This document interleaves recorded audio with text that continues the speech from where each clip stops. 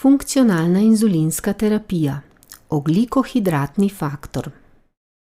Film je namenjen izvajalcem edukacije oseb s sladkorno boleznijo ter osebam s sladkorno boleznijo predvsem tipa 1, ki so že bili poučeni za funkcionalno inzulinsko terapijo in potrebujejo ponovitev. Vsebina filma brez razlage zdravstvenega strokovnjaka lahko vodi v napačno razumevanje. Priporočamo, da se pred ogledom filma po dodatne informacije obrnete na diabetološko ambulanto. Ko poznamo svoj celodnevni odmerek inzulina, lahko izračunamo ogljikohidratni ali OH faktor, ki je naš pomočnik pri izračunu odmerka inzulina za obrok. OH faktor nam pove, koliko gramov ogljikovih hidratov pokrije ena enota inzulina. Izračunamo ga po pravilu 400. OH faktor je 400 deljeno s celodnevnim odmerkom inzulina. V našem primeru je celodnevni odmerek inzulina 42 enot. OH faktor izračunamo tako, da 400 delimo z 42. Izračunamo, da je OH faktor 10. Za 10 gramov ogljikovih hidratov je v našem primeru potrebna ena enota kratko delujočega inzulina, oziroma povedano drugače, ena enota kratko delujočega inzulina pokrije 10 gramov ogljikovih hidratov. Zdaj lahko izračunamo odmerek inzulina za obrok. Najprej potrebujemo seštevek gramov ogljikovih hidratov v obroku, ki ga bomo zaužili. V prikazanem obroku je 45 gramov ogljikovih hidratov. Naš OH faktor je 10.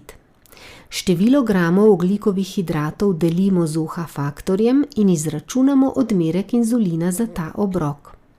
45 deljeno z 10 je 4,5. Oseba, ki ima OH faktor 10 in bo zaužila 45 gramov ogljikovih hidratov, mora pred tem obrokom odmeriti 4,5 enote inzulina. Če uporabljamo inzulinsko črpalko, lahko bolus odmerimo na decimalko natančno, torej 4,5 enote. Če pa uporabljamo mehanski injektor, rezultat zaokrožimo na 4 oziroma na 5 enot. Sledijo 3 primeri izračuna odmerka inzulina za 3 različne obroke s 3 različnimi OH faktorji. Prvi primer. Najprej ocenimo količino ogljikovih hidratov, ki jih vsebuje obrok. Seštevek gramov ogljikovih hidratov je na primer 45. OH faktor je v tem primeru 13. Kolikšen odmerek inzulina potrebujemo za ta obrok? 45 delimo s 13 in izračunamo, da za obrok, ki vsebuje 45 gramov ogljikovih hidratov, potrebujemo 3,5 enote kratko delujočega inzulina. Drugi primer. Najprej ocenimo količino ogljikovih hidratov, ki jih vsebuje obrok. Seštevek gramov ogljikovih hidratov v prikazanem primeru je 45. OH faktor je v tem primeru 17. Kolikšen odmerek inzulina potrebujemo za ta obrok? 45 delimo s 17 in izračunamo, da za obrok, ki vsebuje 45 gramov ogljikovih hidratov, potrebujemo 2,6 enote kratko delujočega inzulina. Tretji primer. Najprej ocenimo količino ogljikovih hidratov, ki jih vsebuje obrok.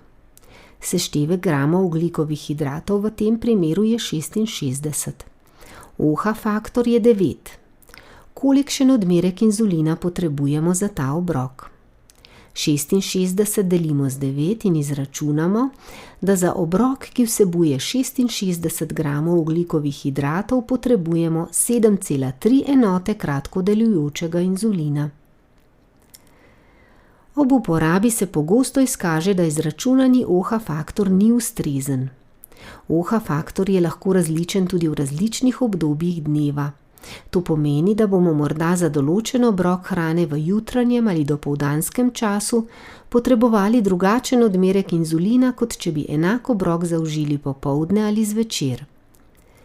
V takšnih primerih OH faktor individualno prilagodimo glede na dnevne potrebe po inzulinu. Kako torej prilagajamo OH faktor? Običajno je, da se raven glukoze po obroku zviša in nato vrne na izhodišče. V prikazanem primeru je OH faktor ustrezen in ga ni treba spremeniti. Če pa je raven glukoze še 4 ure po obroku previsoka, potem OH faktor zmanjšamo. V našem primeru smo uporabili OH faktor 10. Ker pa se je raven glukoze po obroku preveč zvišala, OH faktor zmanjšamo na 9. Če pa se raven glukoze po obroku preveč zniža, potem OH faktor povečamo.